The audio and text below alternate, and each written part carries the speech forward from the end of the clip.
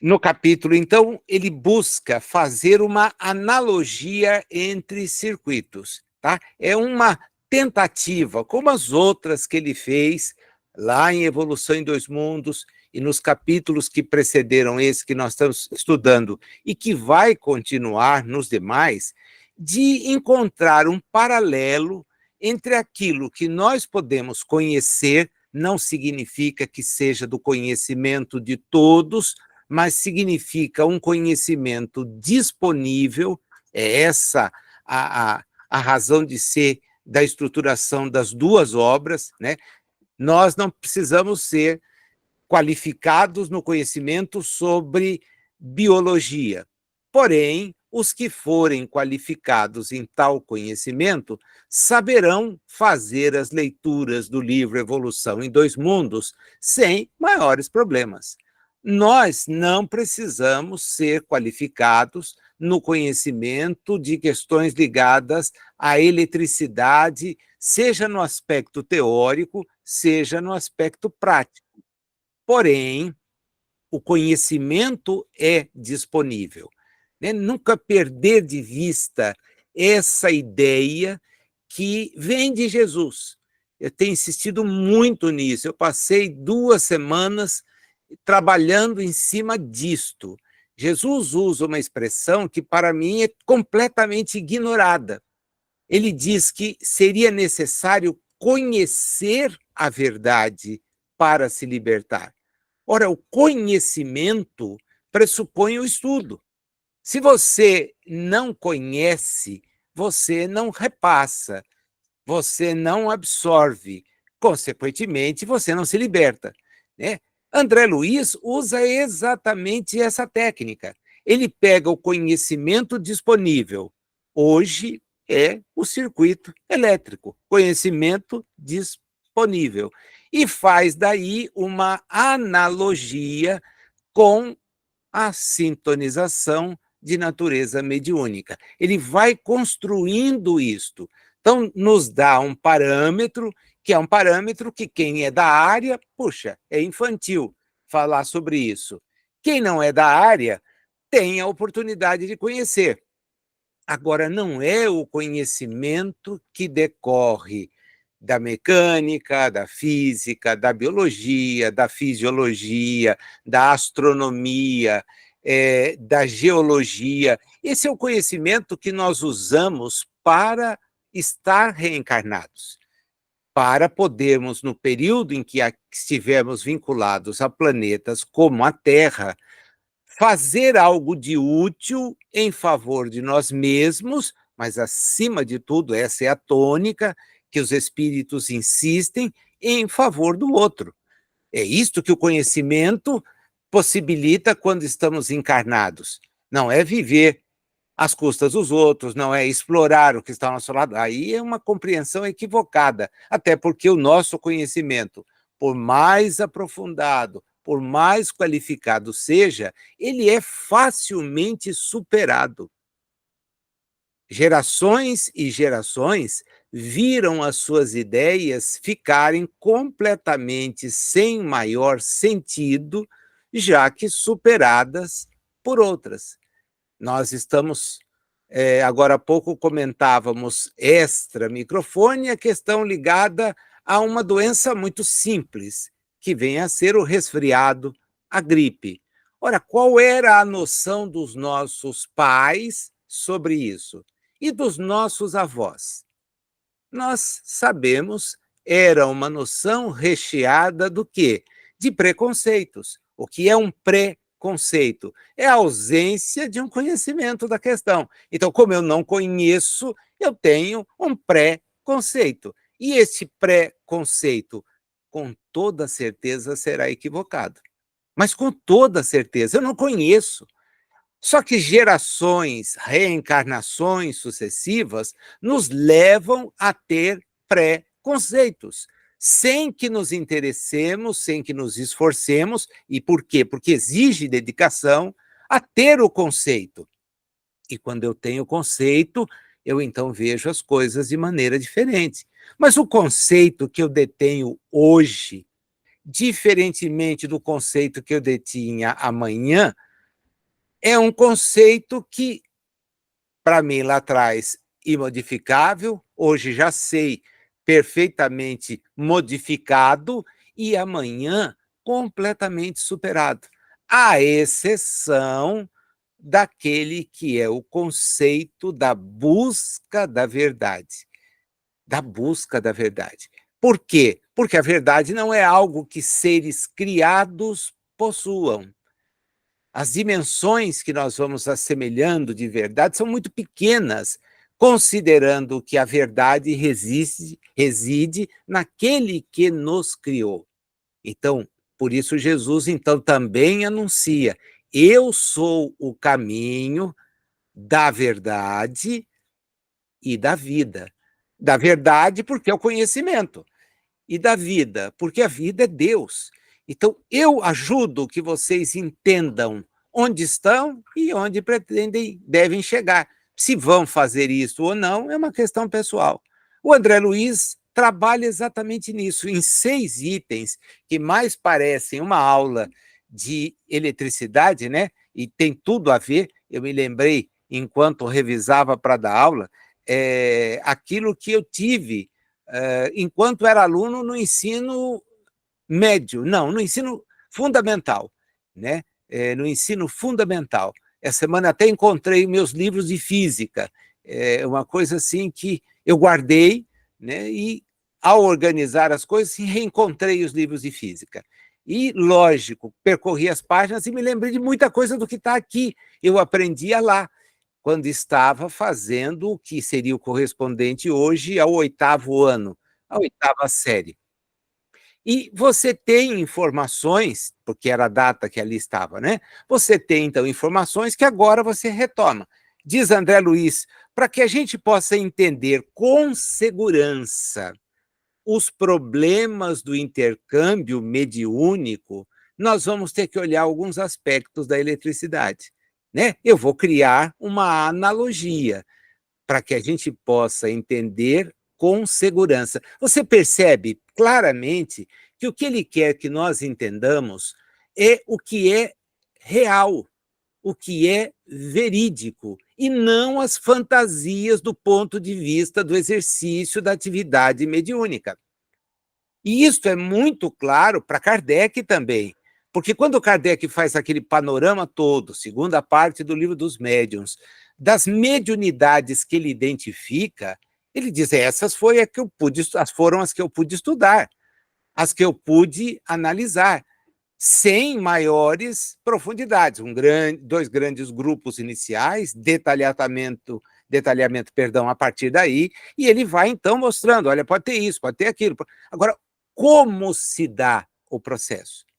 Os espíritos antecipam através do pensamento, através de vibrações, ou através da ação direta do espírito produtor do fenômeno sobre as energias que ele identifica disponíveis. São as manifestações físicas espontâneas. Mas não tem nenhum agente, não tem nenhum agente servindo de intermediário direto, mas tem o componente que o espírito usa. É isto que é o importante trabalhar. Então, ele faz aquela analogia fácil da gente entender, porque todo mundo estudou isso numa aula de física. Se não, é fácil também compreender. Os impulsos elétricos, diz ele, têm uma velocidade semelhante à da luz, 300.000 quilômetros por segundo. Esta é uma grandeza fixada por estudos desenvolvidos no âmbito da ciência na Terra, ok? E leva como parâmetro a fonte de energia maior que temos à nossa disposição, que vem a ser a luz solar. Então, usando, medindo, verificando, tá? Ele então faz a gente começar a pensar. Como é semelhante, ele pede para a gente estender um condutor de cobre em 300.000 quilômetros. Puxa, Brasil, 300.000 quilômetros. Não é difícil fazer essa extensão, só que a gente vai ter que dar várias voltas em termos de terra, né? Não é difícil, mas você vai ter que dar várias voltas, né? Para resumir para nós o seguinte: a velocidade dos impulsos é semelhante a essa. Então, a quantidade, diz ele, de elétrons livres 1 segundo após será a mesma quantidade de elétrons que verterá na extremidade oposta. Então, velocidade significa que, emitida aquela determinada carga, ela será a mesma que vai ser encontrada no outro ponto, né? E, a partir daí, ele diz o seguinte: mas espera, é preciso levar em conta que a velocidade da luz não encontra as barreiras que vão poder existir quando eu estiver falando de uma velocidade dentro de um circuito elétrico, tá? Então, é analogia, analogia. Você vai, presta atenção, diz ele, tem certos aspectos que vão fazer com que a velocidade da corrente elétrica vá fazer com que o deslocamento não seja o mesmo, porque o deslocamento daquela energia que está no cobre dependerá da transmissão, da fruição, vai fluir, perdão, da fluição pelo cabo de cobre. E ele diz, mas a questão do campo elétrico que se movimenta. Então, não é só, ela gera um campo enquanto se desloca de um ponto a outro, e isso vai acabar interferindo. Ele fala para a gente, então, que é necessário pensar que a coisa não funciona, pode ser equiparada assim, mas não é assim com o conhecimento que nós temos hoje, né? A física, quando estuda essa parte atômica, demonstra que a velocidade que a energia tem está relacionada, diretamente relacionada, com a movimentação dos elétrons livres e com a propagação de campos elétricos. Então, num circuito, por exemplo, de corrente contínua, explica o livro de física que eu voltei a olhar, num circuito de corrente contínua, os elétrons vão se movendo a 1 centímetro por segundo, aproximadamente. 1 centímetro por segundo. A nossa velocidade tomada como exemplo lá é 300 mil quilômetros, 1 centímetro. Então, não resta dúvida que a propagação do campo elétrico vai ser diferente. Ela vai se propagar de uma forma mais lenta para que aquela transmissão ocorra. E é isso que vai fazer com que ele, então, ingresse numa explicação no sentido de que o parâmetro utilizado precisa ser analisado sob outro prisma, que é o número 2, a continuidade de correntes. Então, fixando o número 1, velocidade da luz, por cálculos nossos, 300 mil quilômetros por segundo. Bom, mas se eu fizer uma extensão de um cabo e energizar, também vai chegar em 300 mil quilômetros por segundo? Não. Os testes, as checagens, perceberam que a coisa é diferente, funciona em outro ritmo. Não obstante, ao energizar uma ponta daquele cabo, a outra, que pode estar a 300 mil quilômetros por segundo, também vai ser energizada, tá? Passo 2, continuidade de correntes. A circulação da corrente elétrica num circuito fechado, com o gerador e outros aparelhos, é melhor comparada quando se usa a água canalizada. Então, percebe, ele dá uma ideia inicial, E depois o conhecimento nos mostra, não pode ser assim. Ele sabe dessa questão, por isso passa para um segundo aspecto. Pensa numa canalização de água.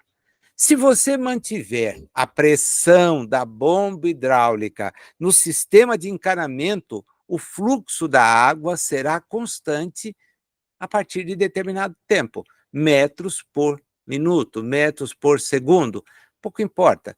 Eu quero só ter o parâmetro. Se um gerador alimenta um circuito elétrico com uniformidade, a intensidade da corrente será constante em cada setor desse circuito. Com a reduzida quantidade de elétrons, teremos correntes elétricas quase imperceptíveis, como gotas d'água que produziriam fracos fluxos de água. Assim, como se faz necessária uma corrente líquida em circulação e massa constantes, é imperioso se façam cargas de bilhões de elétrons por segundo para que se mantenha a produção da eletricidade, das correntes elétricas e valores contínuos. Veja, é fazer com que a gente raciocine.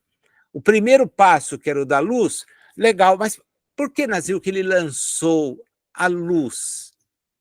Porque é para nós a medida mais rápida, mensurável.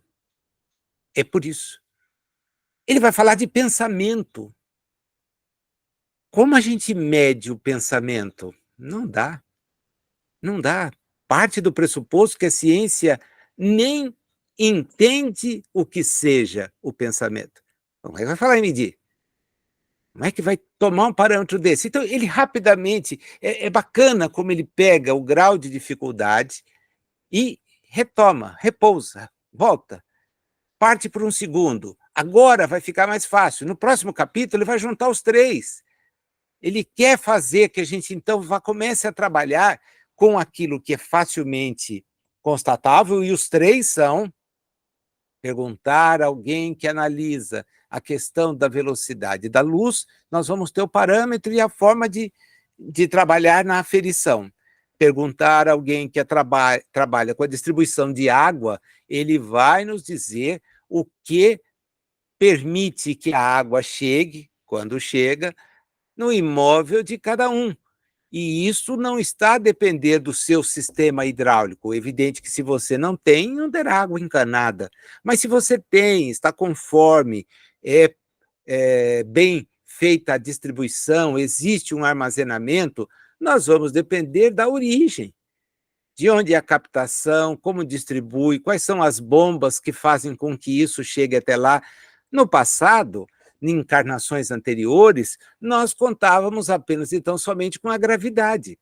Era a gravidade, e aí, quem já teve a chance de ver ao vivo e em cores, ou teve a chance de ver o que era um aqueduto em Roma, certamente ficará encantado, porque as águas eram transportadas de distâncias muito grandes e chegavam às casas de banho, chegavam aos lugares de distribuição. É diferente a vida de outros povos, que dependiam do quê? Dos poços, poços cavados. Agora, vamos aqui pensar, os instrumentos para cavar um poço. Hoje, nós dispomos de máquinas que perfuram e vencem a resistência do solo com grande rapidez. Muitas vezes tem a sua marcha interrompida porque o território tem britas, tem solidificações outras, tem corpos que impedem que essa velocidade seja calcificados, essa velocidade seja aquela ideal. Tá? Então, você procura o melhor lugar. A captação inicial das cidades, como a nossa, aqui em Bauru, era a captação, que ainda traz uma dependência imensa do leito de um rio. Então, nós aproveitávamos o curso da água para fazer essa captação. E de lá, fomos trazendo por bombeamento, etc., até a um reservatório localizado numa posição privilegiada, de forma que, a partir dali, a distribuição ocorresse. Então, são analogias para que a gente pare e pense e fala, puxa vida, a coisa funciona assim. É o que ele destaca. O o item terceiro do capítulo é justamente a demonstração, né? As expressões de analogia. E ele então coloca, pega os conceitos que eu coloquei e traz para a mediunidade. Vamos tentar estabelecer três parâmetros de comparação: hidráulico, elétrico, mediúnico. Hidráulico, elétrico, mediúnico. O hidráulico vem da onde? Do curso da água. O mediúnico, o elétrico, do fluxo elétrico. O mediúnico, da corrente mediúnica. É isso que nós fomos estudando para chegar aqui. Quais são as maneiras como isto se dá? Bom, na hidráulica eu dependo da pressão. Se eu não tiver uma pressão, eu não encho o reservatório. Eu não levo aquilo para outro lugar. Como é que eu faço para que a corrente elétrica seja útil? Estabelecendo a diferença entre potenciais. Porque se eu pegar aquilo que está numa usina hidrelétrica sendo gerado, nenhum aparelho nosso seria capaz de suportar aquela carga de energia. Eu, então, vou diferenciando os potenciais até que eu possa acender o interruptor que ilumina a luz da minha residência. E do ponto de vista mediúnico, olha, a sintonia. É a sintonia psíquica que leva a isso. Mas ela é sempre perfeita? Não. Vamos voltar a pensar. Você tem obstáculos no encanamento? Tenho. Tem resistência elétrica no circuito? Puxa, e como? Você tem inibição ou desatenção do médium, o que dificulta o equilíbrio no circuito mediúnico. Então veja como vai construindo o raciocínio. Tá? É fácil a gente perceber, puxa, se tem uma diferença de potencial, não dá para chegar aqui a energia. Mas se não tiver, então presta atenção. Se não tiver uma sintonia psíquica entre os espíritos que querem se comunicar e aquele que vai ser o transmissor da sua comunicação, ela não acontecerá. Ela não acontecerá. A educação mediúnica, que é algo que Kardec insiste, eu jamais veria, quando ele usa a palavra desenvolvimento, e está lá no livro dos médiuns, esse termo é empregado largamente nas casas para pessoas que chegam, às vezes, buscando atendimento fraterno, e o mais apressado diz para ela, olha, você precisa desenvolver a mediunidade. Equívoco, equívoco, porque Allan Kardec começa a estudar a questão da comunicação mediúnica, as espécies, dizendo do estudo metódico permanente do que é o espiritismo, para que a pessoa entenda o que é uma comunicação espírita.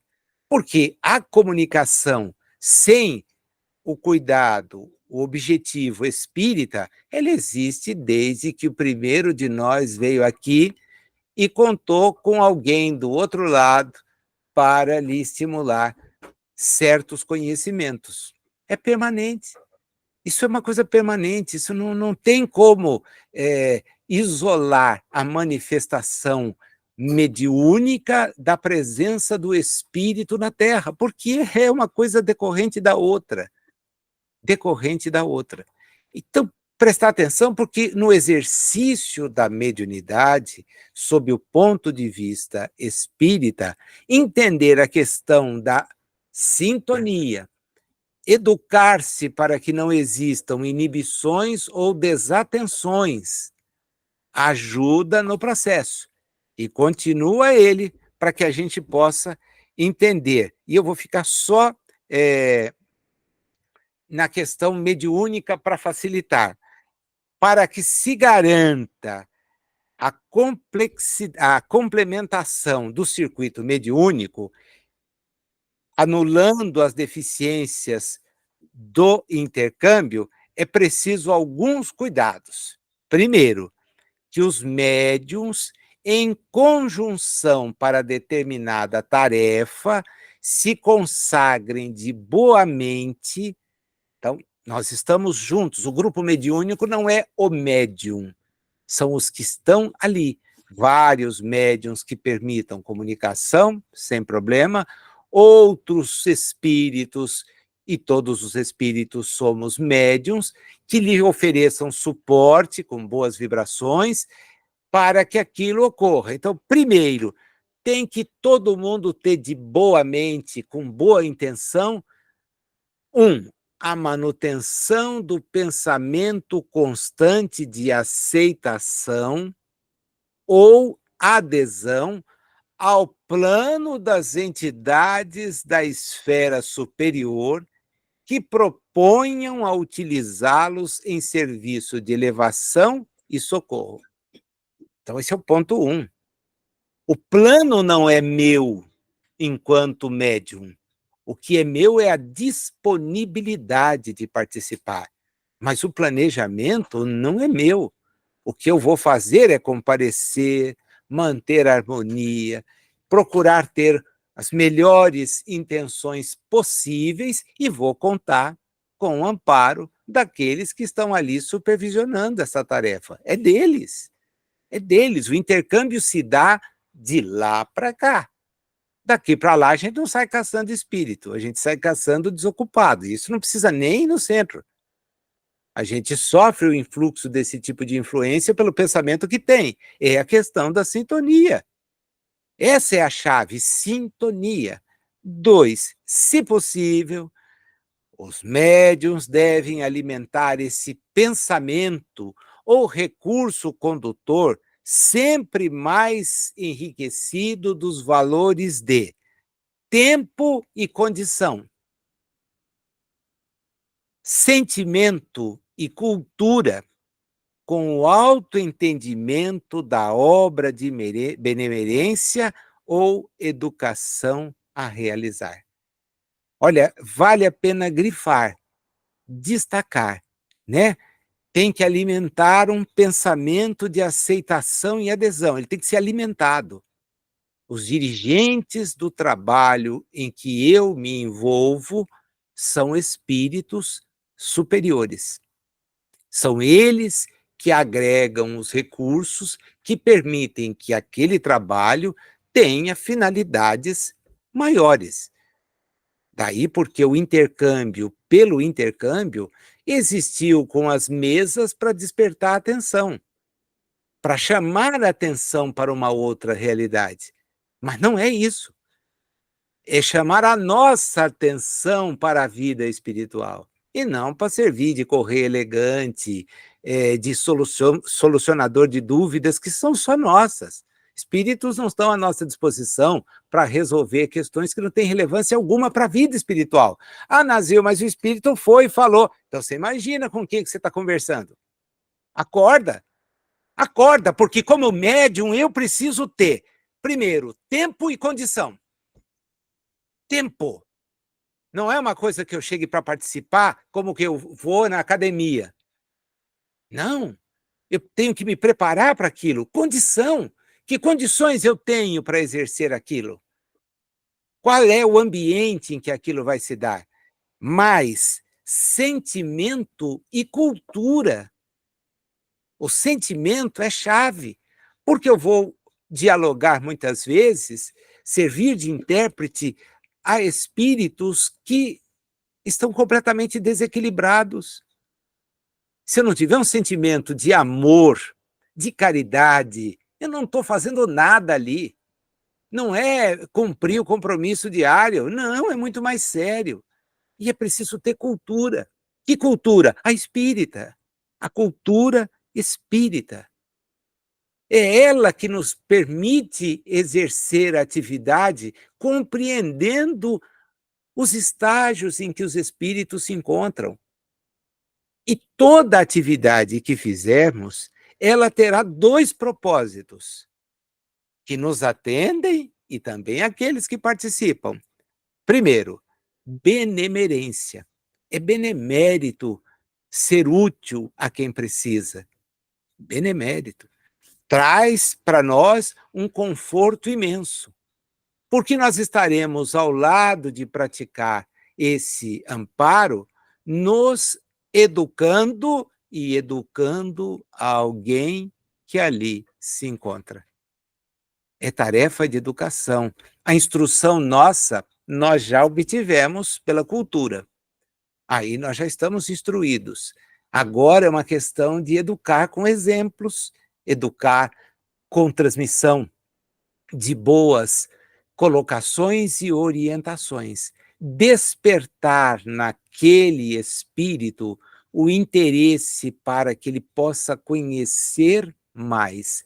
É o conhecimento que nos faz livres, principalmente dos pré-conceitos. Então, é necessário conhecer. Olha que síntese bonita do comportamento que o médium precisa ter. A adesão a essa esfera superior, né? A adesão. A adesão. Necessidades da sintonia. Diz ele, não se veja em nossas assertivas qualquer tendência à inutilização da vontade do médium, com evidente desrespeito à personalidade humana, inviolável em seu livre arbítrio. Tá? Então, presta atenção, eu não quer fazer bagunçado, é problema seu. Mas não reclame o concurso de espíritos que acham que o tempo tem um valor que nós não damos. Nós não damos. Né? Temos que ser honestos, nós matamos o tempo, entendendo que é um valor que não nos pesará, até que tenhamos consciência de que nos pesará e muito, e muito. Nós estamos numa condição em que o tempo precisa ser maximamente aproveitado.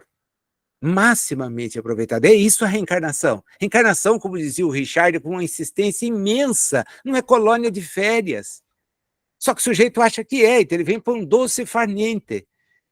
Né? Ele quer passar a existência viajando, conhecendo. Larga a mão de ser bobo. Você está num mundo de expiação e provas e quer conhecer o quê? O que é transitório, que vai desaparecer? Cara, se acelera para conhecer mundos superiores, porque senão você vai ficar mesmo fazendo coisas que não chamam a atenção. Os valores são outros. Você está dizendo, olha, não quero mexer no livre-arbítrio de ninguém. Quer fazer? Faça. Mas não conta com a adesão de espírito superior. Porque se sabe o valor do tempo, sabe a importância do contato. Diz ele, anotamos simplesmente as necessidades da sintonia no trabalho das inteligências associadas para fins enobrecedores. Porque os médiuns trazidos ao serviço de reflexão do plano superior, quer nas obras de claridade e esclarecimento, quer nas de instrução e consolo, precisarão abolir tudo, é pesado agora, hein? Tudo o que lhes constitua preocupações extras. Perda de tempo, interesses subalternos da experiência vulgar. Devem sustentar-se por esforço próprio e não por exigência de espírito superior. É você que está entrando num trabalho, é você que está se dispondo a participar. Essa é a educação mediúnica. Então, eu não posso falar para uma pessoa que não sabe nem o que acontece para ela, que ela tem que desenvolver. Eu não posso fazer uma bobagem dessa. Significa que eu não conheço nada de espiritismo. Eu sou de orelha espírita. Ouvi falar. Então, vai lá, olha, você precisa desenvolver. O quê, amigo? O quê? Se ele não sabe o que é, não sabe que é uma questão de sintonia, Ele precisa parar e refletir.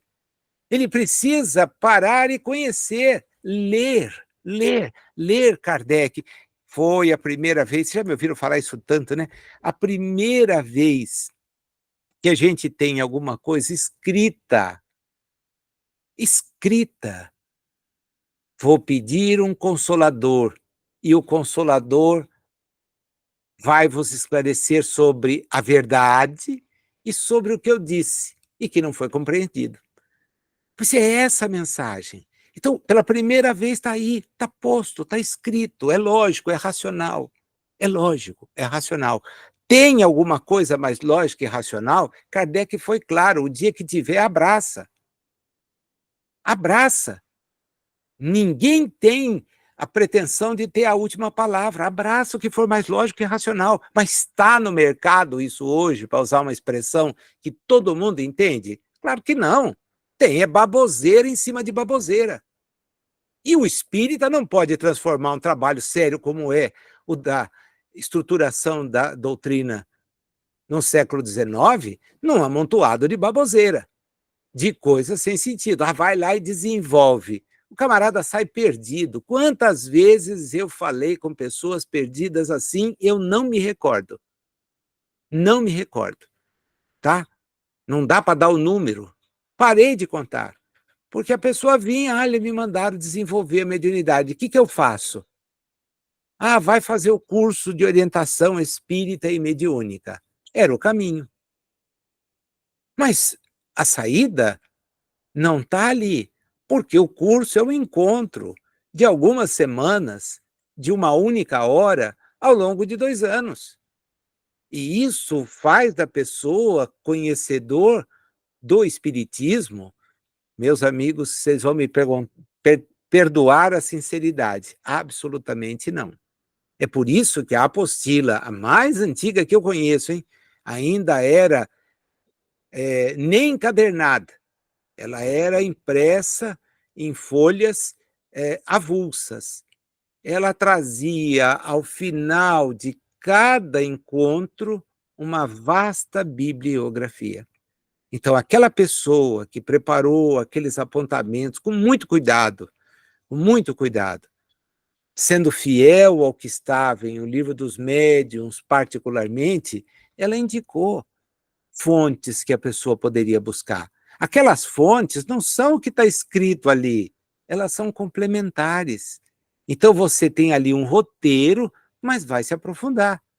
Foi quando eu tomei um susto fazendo o Cohen, porque eu peguei aquelas folhas e fui ver que haviam ali autores que eu nem sabia quem eram. Então, vamos lá conhecer, Leon Denis. Quantas vezes ele aparecia? Bom, aparecia pelo menos 15 vezes, cada uma com uma obra diferente. Gabriel Delany, Ernesto Bozano, Camille Flammarion, Herculano Pires, Deolindo Amorim e tantos outros autores que a surpresa apareceu. Quer dizer, aqui é uma pista. Bom, eu sou professor e é isso que eu faço em sala de aula. Como é que eu posso dar um conteúdo que demandou a escrita de 30, 40, 50 livros em 2 aulas de 50 minutos? Não existe, não existe. Então você dá as chaves e diz para o sujeito, agora abre as portas. Se ele não abrir a porta, alegando que falta tempo, que falta isso, bem, é um problema dele, né? É um problema dele. Não dá para a gente pensar diferente. Como André Luiz vê a mediunidade? Como ação construtiva e não como fenômeno comum e frequente. Né? Essa é uma visão muito particular. A mediunidade em ação constrói. Agora, ela não é o fenômeno mediúnico. O fenômeno mediúnico existe na Terra desde que na Terra há um espírito iniciando uma jornada encarnatória. Essa é a realidade. tá? Então você precisa ter essa disposição e compreender que eu estou trabalhando em alguma coisa que vai resultar em algo melhor para o meu próprio espírito e para aqueles que nela estarão envolvidos. Não é fenômeno. Fenômeno a gente encontra na rua, encontra em quem não entende. E o fenômeno é uma coisa muito simples. É muito simples. Eu quero ver é controlar o fenômeno sem o conhecimento. Porque para dizer que sofre assédio, cai, sente arrepio, todas as outras coisas que a gente ouve, isso é normal. Absolutamente normal. Agora, vamos trabalhar dentro de uma estrutura construtiva para nós, porque não podemos jogar o tempo fora, e para entidades que não precisam jogar o tempo delas fora. Não estarão sintonizadas conosco. Aquelas que nós queremos. E como nosso propósito sempre é o de buscar algo que esteja acima, além, é isso que deve nos nortear. No item 5º, ele fala da detenção de circuitos e vai dizer, olha, como, de novo, a analogia. Você vai perceber que a água não tem a mesma forma de limitação que tem a energia e nem ambas têm a ver com o circuito mediúnico. Vamos comparar? Bom, a corrente líquida é vagarosa, né? Vem lá, trazendo percurso. Usava-se no passado a questão da declividade para poder acelerar isto, mas você tinha que estudar a captação, condução e depois a distribuição. Hoje você facilita isso com N outros mecanismos. Segundo, a corrente elétrica é muito rápida, né? Basta a gente estar ligado, trabalhando, e alguém liga o disjuntor em que não havia corrente estabelecida. O choque é imediato, muito rápida. Agora, a corrente mental, aquela de que se valem as comunicações de natureza mediúnica, ela é ultra rápida. Então, olha como é fácil entender pela analogia. O que detém um circuito líquido? Uma série de coisas. Um obstáculo, um vazamento. Você já não vai ter a mesma coisa, porque ela é vagarosa. Conforme ela for passando, ela vai se perder. A corrente elétrica, olha, não é tão fácil retê-la, mas existe como. Agora, a corrente mental é ultra rápida. Se os espíritos têm essa capacidade, a gente precisa entender, né? Você precisa entender. Na questão 82 do Livro dos Espíritos, Kardec quer saber se os espíritos são imateriais. Olha que pergunta capciosa, né? Vocês são imateriais? E a resposta deles é muito simples. Como é que eu posso definir para você algo quando falta termo de comparação e com uma linguagem que é deficiente? O que você entende por imaterial não é aquilo que eu, aqui, comunicante com você, entendo ser. Então, falta termo, não pode dizer que é imaterial, não. Né? Ele esbarra sempre nessa questão, porque os espíritos têm uma profundidade de conhecimento muito mais ampla. Aqueles que estavam ali em Paris, trabalhando naquele momento, tinham à sua frente o espírito de verdade. Então, era alguma coisa assim muito mais ampla, muito mais profunda, né? Nos estudos que eu tenho feito, eu tenho constatado, a partir da revista, né, comparativamente, e a gente, numa oportunidade dessa, pode até conversar sobre isso, mas os espíritos se organizam por grupos para trazer comunicações para determinadas obras. É muito interessante. Vou dar só 2 exemplos para dizer que eu conto o coisa e não dou segredo, conto o milagre e não dou o santo. Santo Agostinho, É um espírito muito presente nas comunicações da sociedade e em outros lugares, no período de preparação do Evangelho segundo o Espiritismo. Batata.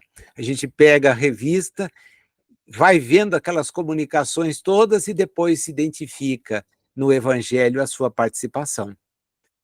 Da mesma forma, nós vamos pegar um espírito como Erasto, participando ativamente da produção de O Livro dos Médiuns. Qual Erasto? Tenha para mim que seja o Erasto filósofo, embora apareça lá também o Erasto discípulo de Paulo, mas que traz comunicações muitas vezes conjugadas.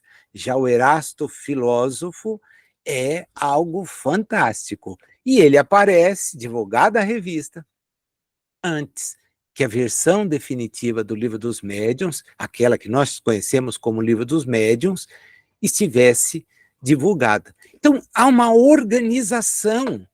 Por quê? Porque os espíritos não têm tempo para ficar jogando fora, e nem Kardec, que tinha um trabalho para realizar num espaço, num limite temporal, perdão, num limite temporal pequeno. Então, há uma conjugação. Kardec então, se aproveita disso. Recebe, entende e trabalha. Recebe, entende e trabalha. Aquilo que seria usado em O Céu e o Inferno foi material que ele foi coletando ao longo do tempo. Então, tem comunicação de todo mundo, inclusive de amigo de trabalho. A gente que estava lá com ele, trabalhando na sociedade, correspondendo com ele, vai aparecer depois na revista, com mensagens que ele recebe, vindas de muitos lugares e também da sociedade, e que ele então cataloga, organiza, para tentar entender como estão os espíritos além da experiência física. E a gente vê as belas surpresas que está ali, né?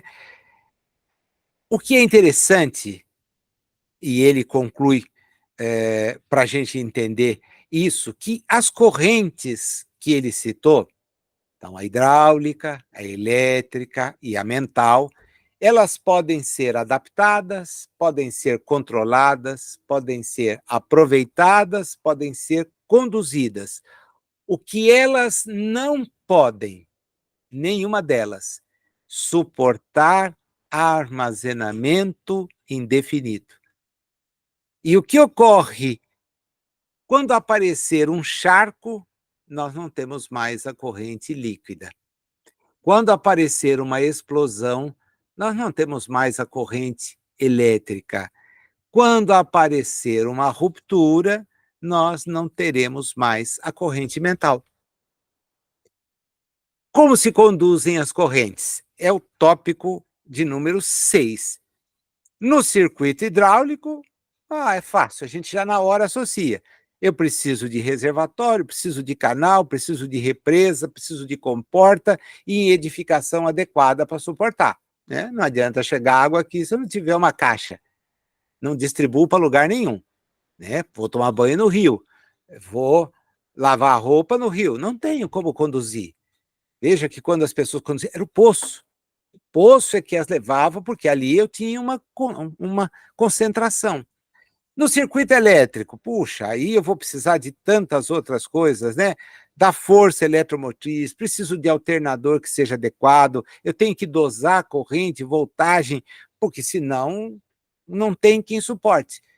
É a primeira coisa que vem observada num equipamento de natureza elétrica ou eletrônica, a voltagem. Se for 220, não conecte um de 110. O que vai acontecer é que ele não vai suportar. Então, você precisa pensar nisso. E no circuito mediúnico? Bom, nós temos que levar em conta o seguinte: no aproveitamento da corrente mental no circuito mediúnico, nós precisamos de instrumentos receptores para atender. Receptor, o médium, as exigências da emissão para serviços de essência elevada. Desse modo, as correntes citadas dependem dos seus efeitos, da condição que se lhes imprima. Então, você vai ter o instrumento receptor elevado para comunicações elevadas. Mas se não for cuidado, não for atento, não for trabalhado, não há o que se esperar. Sabe, não tem o que esperar. O fenômeno mediúnico, volto a insistir, não é a mesma coisa que a mediunidade. O fenômeno é algo corriqueiro, que todos nós experimentamos. Às vezes, lamentavelmente, sob a forma de obsessão. Sintonia, ideia fixa, etc, etc, etc. Não preciso descer em detalhes, até porque a gente vai estudar isso no livro, lá na frente. Porém, aquilo que se dá no exercício desse trabalho, que ele chama o trabalho que envolve um crescimento, demanda de todos nós um cuidado muito sério, porque nós vamos trabalhar com uma coisa bem mais ampla, bem mais séria. Né? Significa, Nazil, que eu vou trazer uma comunicação? Não, não significa nada. Tira essa história de significa, para. O que exige é um compromisso. E uma entidade que se dispõe a deixar tarefas que não sejam tão importantes como aquela que ele desenvolve conosco, por exemplo, podia estar se instruindo, se ela vem a um grupo para dirigi-lo, para encaminhá-lo, ela precisa da nossa contribuição para que aquilo seja efetivo, né? Automaticamente, nós somos conduzidos ao capítulo 8º, onde ele, de novo, vai tentar trabalhar algumas coisas de forma comparativa, né? Para que a gente, então, possa avançar um pouco mais. Veja que o último tópico desse nosso capítulo 8º tem o nome de descompensação vibratória. Né? É uma coisa, assim, para lá de interessante. Para lá de interessante. Né? Para isso, ele, então, começa dando uma ideia do que é o circuito mediúnico, chamando mediunidade estuante, o tópico 1, vai trabalhar a questão da corrente elétrica, vai falar de spins e de domínios, vai falar de campo magnético essencial, ferromagnetismo e mediunidade, para desembocar lá na questão da descompensação vibratória. Porque o médium tem uma determinada vibração e o espírito está em outra vibração. Como cuidar para que haja uma harmonização entre isso? Né? Ao partir para o eletromagnetismo, ele dá um passo também adiante. Um passo adiante. Lembra que Kardec sempre insiste que magnetismo e espiritismo são ciências irmãs. O domínio de uma ajuda a compreensão da outra. Você passa a entender como se dão certos processos. E o André Luiz explora exatamente isso. Nos metais, como cobre, prata, ouro e alumínio, os elétrons livres são facilmente destacáveis do átomo, por isso chamados condutores. Os elétrons livres deslocam-se pela ocorrência de uma pressão elétrica, de vez que, quando o átomo acusa a deficiência de um elétron, ele desloca de imediato um elétron do átomo adjacente, estabelecendo-se desse modo aquela eficiência que é buscada, né? Você vai buscar num outro esse processo. Então, é um fenômeno constatado do ponto de vista da ciência, do estudo. Então, você leva para outra direção e consegue, naquilo que você projeta, uma harmonia. É algo que nós identificamos quando estamos olhando uma questão dessa magnitude, envolvendo esses metais. E aí vem ele complementar para nós. Aqui temos a imagem das criaturas dotadas de mediunidade estuante e espontânea, nas quais a sensibilidade psíquica se deixa transpassar naturalmente pelas irradiações mentais afins, reclamando o quê? Aquilo que a casa espírita tem que dar, a educação adequada para o justo aproveitamento dos recursos e que são portadoras. Então, quando chega alguém que tem comunicação na rua, que não consegue controlar, que está tendo visões, que está tendo pressentimentos, o que nós temos que fazer? Ah, vai desenvolver isso aí? Ou não, calma. Venha que nós vamos te ajudar. Nós vamos estudar juntos. E se for necessário acelerar o estudo para ela, se for necessário contar com a companhia dela, se for necessário envolver grupo para dar suporte, não tem problema nenhum. Agora, eu mandar a pessoa sair procurando o que ela nem sabe o que é, ela demonstra essa forma de ação que os metais encontram. Tem um, vai para o outro. Aí encontra alguém disponível. Então, já atendi pessoas que tinham caído na farmácia, começado a falar coisa que ninguém entendia. E chegou assim na casa espírita, tá? E aí você conversa com a pessoa, orienta, explica, e diz para ela, olha, precisa conhecer o que está acontecendo.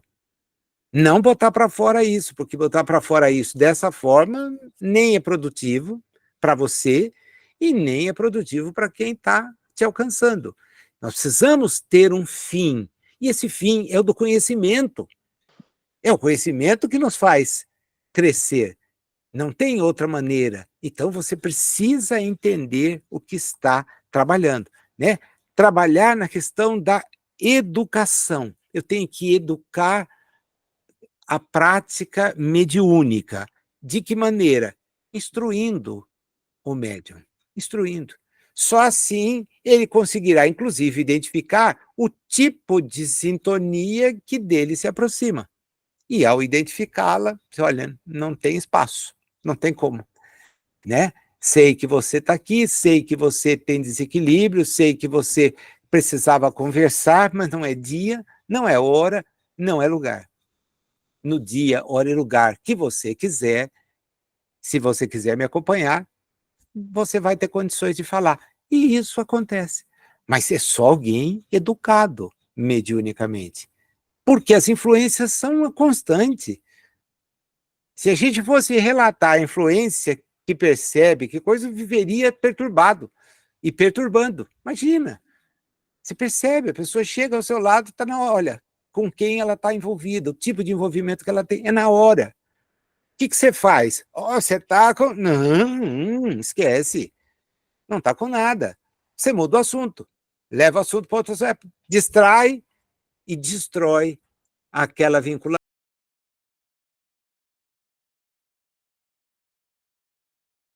O desequilibrado espiritual se aproxima dela porque tem a sintonização. Mas ela não sabe o que fazer com a sintonização. Daí o cuidado de trabalhar isso de maneira bem organizada. Tópico 2, a corrente elétrica. É importante incluir o magnetismo, pois nos estudos sobre os campos magnéticos, o ímã é recordado como marco inicial para qualquer anotação. No ímã, o que a gente tem? Puxa, qualquer um de nós fez essa experiência, né? Joga uma porção de pregos sobre uma determinada superfície e abaixo dela instala um ímã. Os pregos que estavam todos soltos convergem para aquele ponto. E dá para fazer até desenho a partir disso, na medida em que a gente vai girando o ímã por baixo. É uma experiência muito bacana, não me recordo, se recordasse aqui, teria que revelar a idade, o ano em que eu fiz isso, né? Mas fica tão para trás que eu usava calça curta e não era shorts para fazer caminhada. É um tempo bem para trás. Tinha cabelo, era preto, era farto, etc., imberbe. Quer dizer, vai voltando aí, isso. Como você estava falando que 29 seria uma idade a ser atingida por alguns, e eu já tenho mais de 29 de centro, então eu não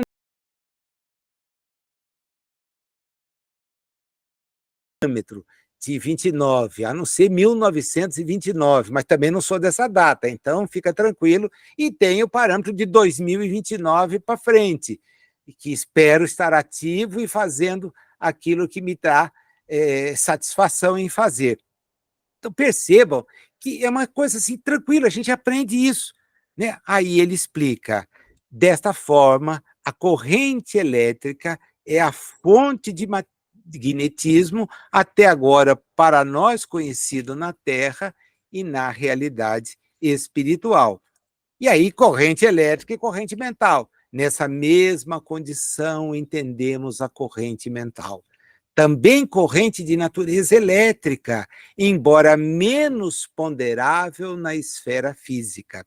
Recordando sempre que fazemos passar uma corrente elétrica em um condutor, um campo magnético será gerado em torno do fio.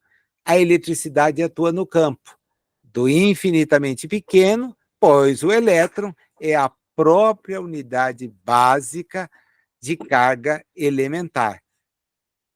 Se o elétron transporta, então nós vamos perceber toda a questão que vai desaguar nos spins e domínios.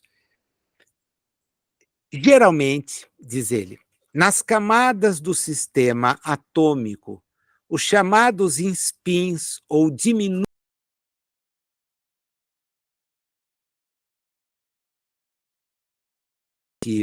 ou negativa se compensam uns aos outros, mas não em determinados elementos, como o ferro, porque o ferro possui 4 spins que têm efeito magnético desajustado nas camadas periféricas, e aí o resultado é outro, né? Então, você não vai ter aí um termo de parâmetro. Continua ele. Quando você tem essa ação dos spins, faz com que se conjuguem, ocasionando a formação espontânea de ímãs microscópicos, ou mais propriamente, esse é o domínio, é a questão técnica mesmo, o domínio, né? O domínio.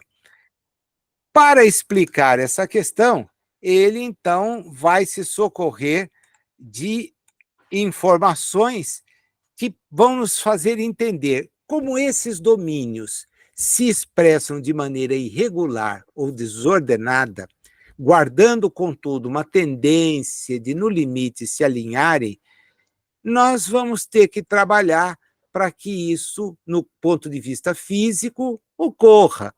Fazendo o quê?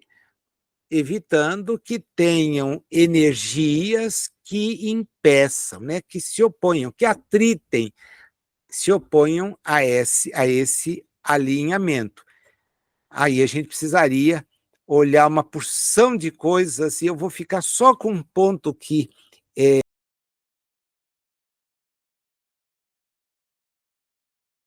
uma janela para a gente poder falar de uma porção de elementos que não são difíceis de se conhecer. Para quem tem estudo na área, está vendo que eu estou usando abecedário, né? Para quem não tem, as palavras podem soar estranhas, mas o que ele quer mostrar para nós vem no episódio aí da saturação, né? Tão logo a totalidade dos domínios assume uma direção única, estava perdido, assume uma direção única, afirma-se que o corpo ou material está saturado, ou mais exatamente, então está tudo ocupado, o sistema atômico está todo ocupado. Atingir o objetivo que eu não conseguiria com esse tipo de material. Lembra que ele começou dizendo, tem material que é uma beleza, tem outros que não. E ele, então, vai dizer, ó, como é que a gente faz? Você vai trabalhar. Para quê? Campo magnético essencial. Da associação dos chamados domínios, surgem as linhas de força, a entretecerem o campo magnético essencial, ou o espaço em torno de um polo magnético. Esse campo é que pode ser explorado por uma agulha magnética, tá? O polo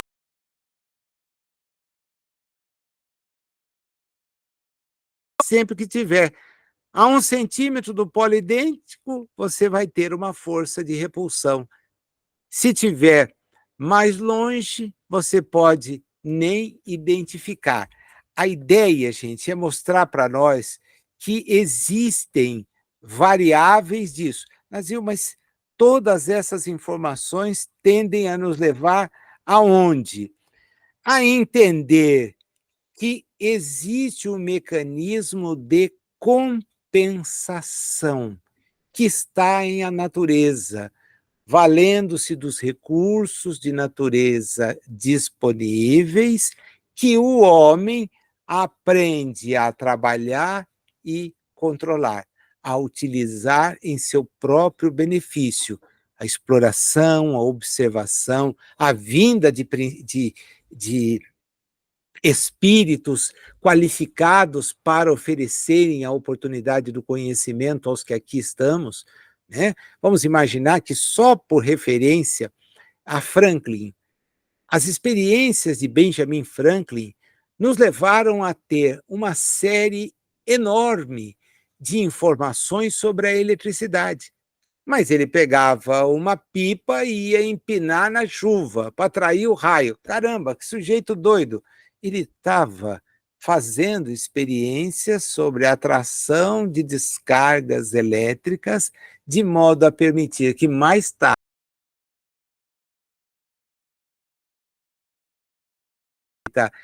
seríssima, ele é um dos membros que investiga a família que em Hydelsville identificou Charles Rosner, o espírito, a partir das suas comunicações. Ele integra aquela comissão, então ele tinha domínio, ele escreve mensagens espíritas depois, né, como espírito liberto da matéria. Então nós vamos ter justamente a contribuição de alguém que vem para ajudar a que os homens que estamos na Terra pudéssemos ter o conhecimento disponível, que vem em partes, né? Então, estas informações que ele nos traz são exatamente essa.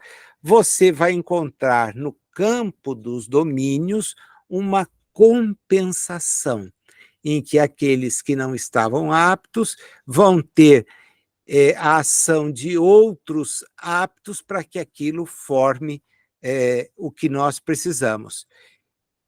Ele, no tópico 5, desenvolve a questão do ferromagnetismo, só para dizer o seguinte, está destacado aí por ele: nas mentes humanas de sensibilidade mediúnica normal, percebemos criaturas em que os spins, os domínios, ou efeitos magnéticos da atividade espiritual se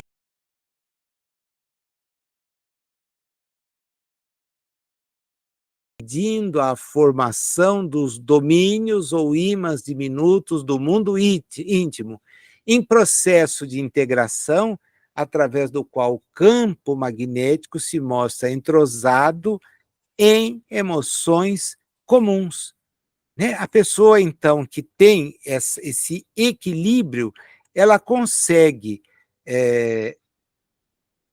manter a própria harmonia e, consequentemente, vai trabalhar de maneira mais equilibrada.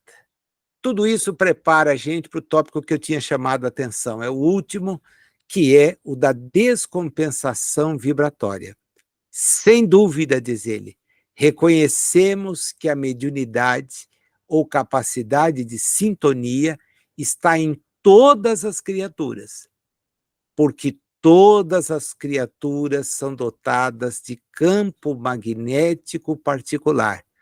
Campo esse que é sempre mais pronunciado, isto é, mais vivificado, mais predisposto a ter bom resultado naquelas que estejam temporariamente em regime de descompensação vibratória, seja de teor purgativo ou de elevada sintonia. Kardec define os médiuns no item 159 do Livro dos Médiuns. Está escrito lá: todo aquele que sente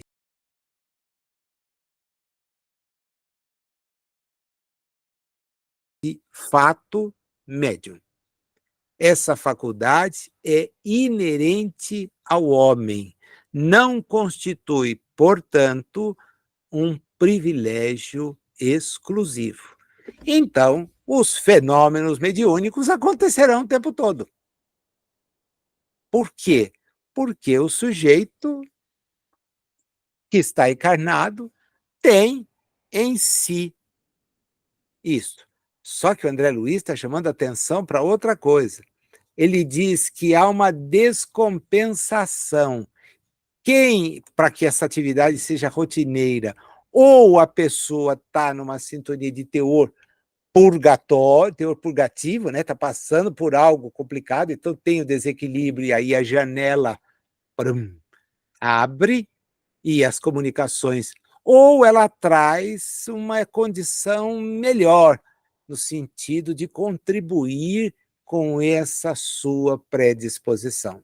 Então, estas são aquelas que nós vamos encontrar pela frente na hora de atender, na hora de trabalhar. Ou é alguém que você pode cuidar e potencializar, porque dali nós teremos belíssimas expressões de natureza de comunicações, ou é alguém que carece do amparo de boas vibrações para que se equilibre e, consequentemente, ela traga. Então, no sofrimento,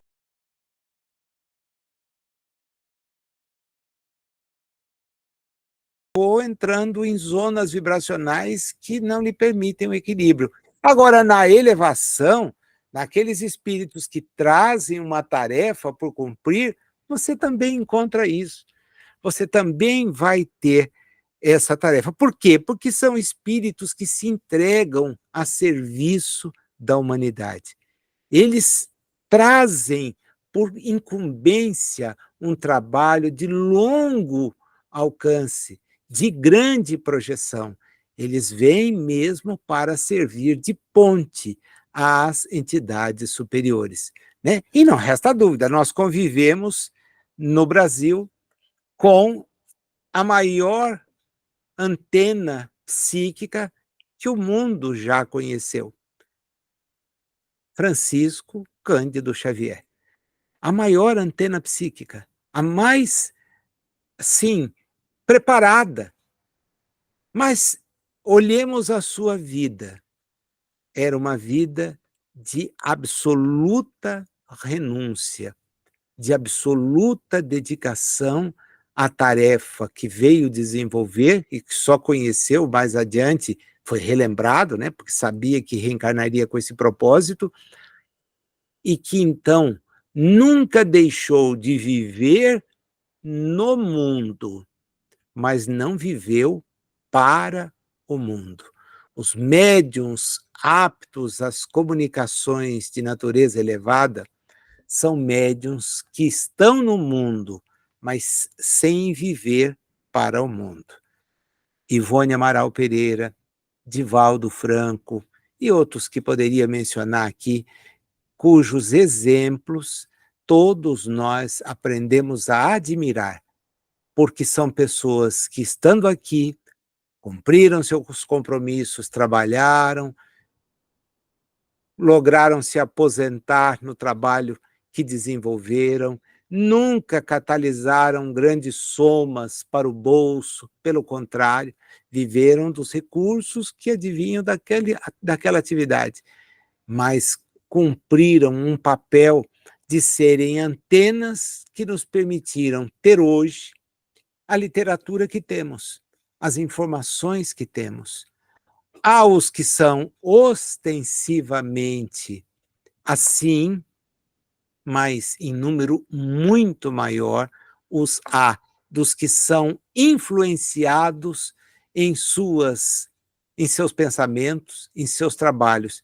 E aqui, então, o número é elevadíssimo, porque são espíritos que, já tendo um grau suficiente de maturidade, reencarnam para contribuir sempre, sempre. E é isso que é importante, que dá destacado aí por ele, para a gente encerrar. Na reencarnação terrestre, tem o objetivo de trazerem das esferas superiores mais alta contribuição de progresso ao pensamento da humanidade. É isto o que caracteriza esses dois grupos, né? Que é onde ele diz a mediunidade, nessa descompensação, ou é no sofrimento, ou é na elevação, é que o canal que permite essa sintonia fica extremamente desobstruído, né? Não é uma desobstrução total, mas naquilo que precisa ser feito, é feito. Ok? E aí a gente encerra a nossa conversa de hoje.